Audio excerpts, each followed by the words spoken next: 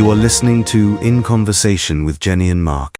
Hello, everyone. I am the Reverend Jenny Adams from Holy Trinity Church, Prince Consort Road, South Kensington. And I am the Reverend Mark Adams from St Margaret's Church, Barking, actually at my church today, because that's why I've got bars on the window to keep me in. It's one of those weeks. If you're watching online, you'll know. If you're listening on audio, then I'm just in my office and it's got bars on the window. Anyway, here we are. It's good to see you. Thanks for joining us again.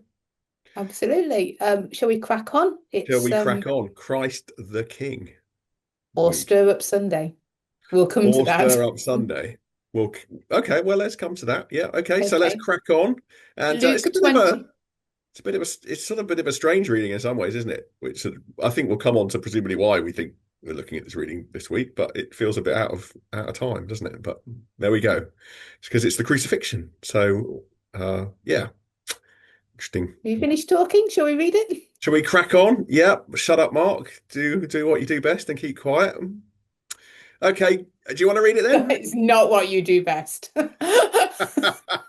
What, talking? Shutting up is what I do best. Yeah, yeah. No, it's not.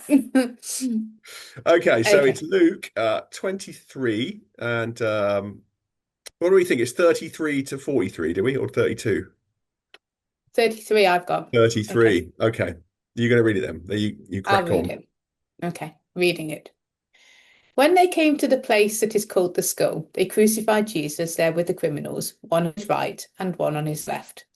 Then Jesus said, Father, forgive them, for they do not know what they are doing.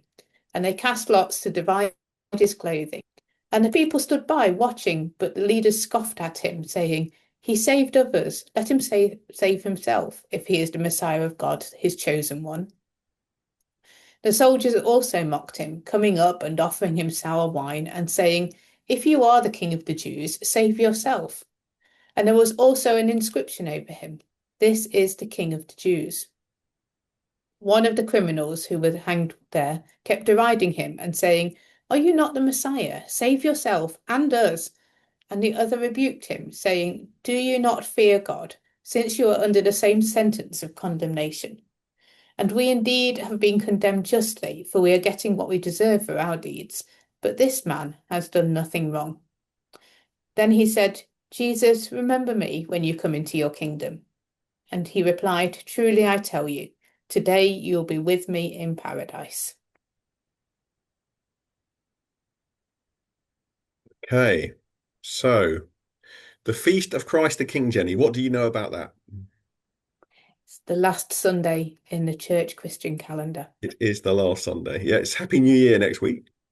It is indeed. And I quite like it. I like the fact that we have gone full circle and we will then start waiting. But it also, I do think it fits in with a reminder of who we are waiting for. So when we start again next week, I like the symmetry of it, really. Symmetry, that's not the Okay. right word. Because But the reading yeah. seems a bit out of time. And actually, I forgot that we had this reading of Christ King. So my sort of very lame gag in my sermon last week was, we've been looking through all Luke's gospel, and if you want to know how the story ends, come back on Good Friday. Actually, you didn't need to wait to Good Friday. You can come back today. But it does actually finish the readings as well, doesn't it, through Luke's gospel that we've been tracking all the way through in the Sundays after Trinity. Yeah, and I think it's a good reading for Christ the King. And as I say, so at Holy Trinity, we will be doing a mashup of Christ the King and Stir Up Sunday. Um, Wow, get down to Holy Trinity. well, partly because this Sunday we have Imperial College Chamber Choir singing. So, of course, we would normally be prayer book, well, we are prayer book, and we would be looking at Stir Up Sunday, the collect for Stir Up Our Heart, the hearts of your faithful people. But the chamber choir, of course, are used to singing for Christ the King. And I looked Okay. and I thought, those two go together. It is So both. that's We also can do. partly, isn't it? Because you actually have a bit of a mashup every week because you use the prayer book, but you use the Common Worship Lectionary, don't you? Yeah, we do. Yeah. So, because of course, Christ the King is a relatively new festival. I should have looked up if you're really interested, if you look up Christ the King on Wikipedia, it will tell you all about it. But from memory, I think it's a sort of early 20th century development from the Pope, who thought this would be a good, whichever Pope it was. So it's a and of course, when the prayer book was written back in the day, it wasn't a 1662. thing. But No, it Stir Up wasn't. Sunday is great, isn't it? It's all about stirring up your Christmas puds, yeah. No, it's not. It's about the collect. It's about the collect. Stir up, O Lord. And if you're in, if you are in the Church of England, then you will see that they've moved the stir up idea from the collect, because it's Christ the King, to the post communion prayer. So the old collect for the prayer book now appears still in common worship, but as the post communion prayer on Christ the King. And yes, the idea being that you stir up, O Lord, the wills of your faithful people as you. And I do think they do go together. I mean, if you're How do you not think they go together then? Okay, so how are you doing this? well, if you're Christ the not King? stirred up by Christ the King, Nice. then Nice. quite frankly, I don't know what's going to stir you. If you're not stirred up by the end of the story, the celebration, Christ is the King, and the fact, well, we can go into the reading a bit more in a moment. In fact, we will. But yes, we are naming that this is the Messiah, the ones that everybody was waiting for, before we then go back into the Advent that we're waiting for the Messiah. But if this moment really doesn't stir you, then I don't know what's going to. So you should be stirred up. Yeah, I like that. I've not seen that before. That's a good thought. I like that thought. If I was preaching on Sunday, I would definitely do that, but I'm not. Other than perhaps at 8:30, so I might do that at 8:30. So you will be. So I will actually. I think that's a really interesting idea because, I mean, of course. I mean, why have they chosen this reading for Christ the King? Because of the two Because he's bits at not the the end, I king they were suppose. expecting, is he? It's not It's the not king the they're king expecting. and it But of does course, look it is in like the passage, isn't it? So, you know, if you are the king of the Jews, save yourself. There was also an inscription over him, "This is the king of the Jews." And then, of course, the lovely bit with the thief, so it sort of struck me as you were reading it. Then he said, "Jesus, remember me when you come into your kingdom."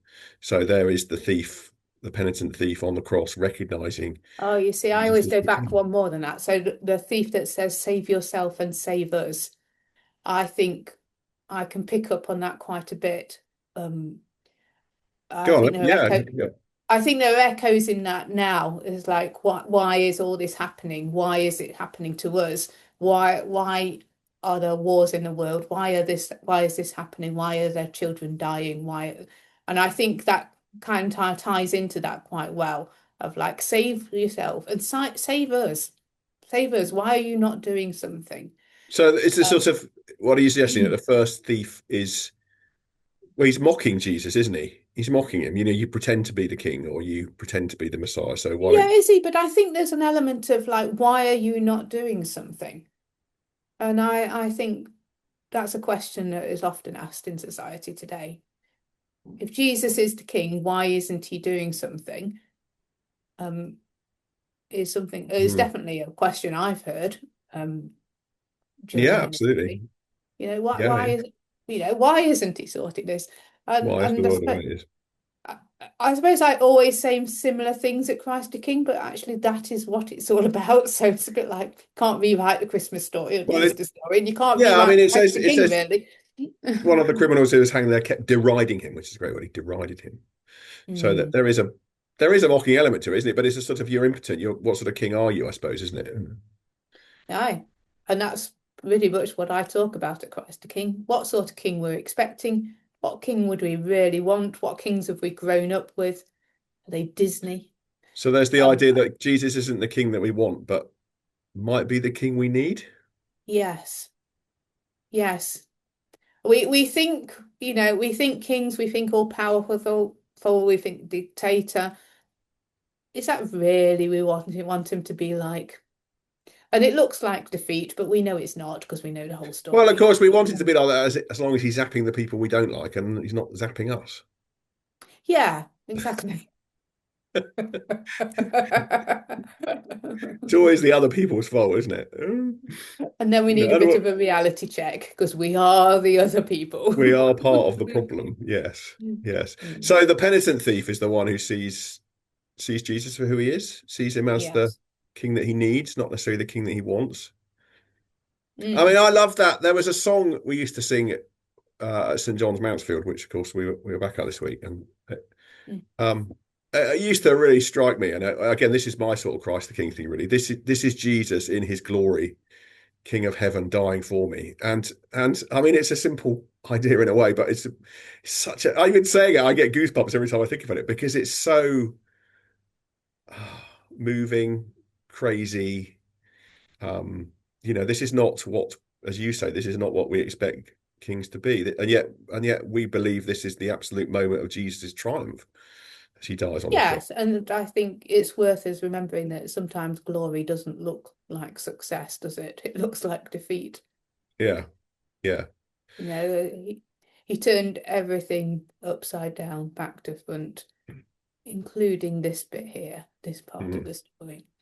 And often what looks like defeat isn't really, but we just don't see it at the time. And all those people there, you can imagine how they felt. They'd pinned all their hopes on him. You can really imagine the disappointment. Actually, I think it's a strong word, disappointment, isn't it? Nobody wants to be Oh, it's disappointed. almost the worst thing, isn't it? Yeah. I mean, it's the worst thing to hear. I'm disappointed in you. I mean, I remember Yeah. using it once, and someone really bit my head off, and I thought I'm never going to say that again. But I mean, they were quite right to bite my head off. To be fair, I think I deserved it.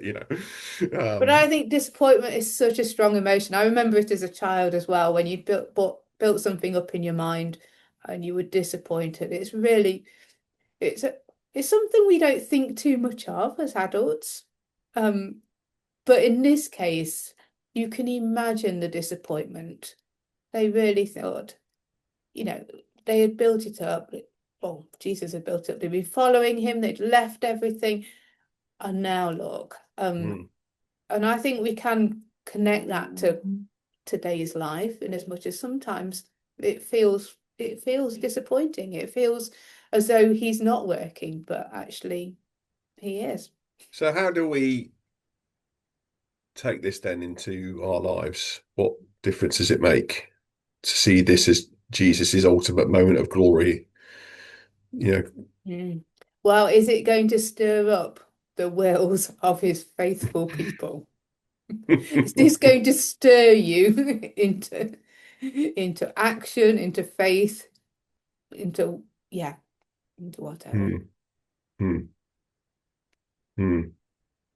Yeah, because if Jesus will do this for us, what are we then prepared to give back to him?